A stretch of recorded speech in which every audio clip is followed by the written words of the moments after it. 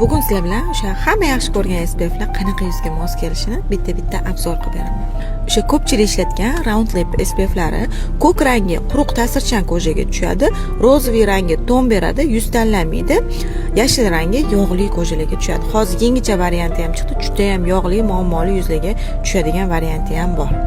Beauty of Joyce'ning SPFlari bejiviy rangi quruqroq, kombo yuzlarga mos keladi, juda ham yog'li yuzlarni yog'lantirib boradi. Ko'k rangi bo'lsa, yog'liroq, muammoliroq, kombinirованный ko'jalarga mos keladi, yuzga yaxshi singadi, kun davomida zo'r himoya qilib beradi.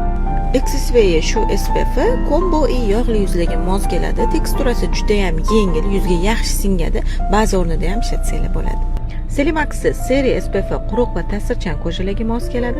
Sariq rangi yuzida dog'i borlarga mos keladi. Dog'larni ochartirib, yuz rangini ham oqartirib beradi. Imini shu rangi juda ham yog'li ko'jalarga mos keladi, yog'lanishni kontrol qilib beradi. Bu esa hamma ko'jalarga tushadi, yuzga tonalniy effektini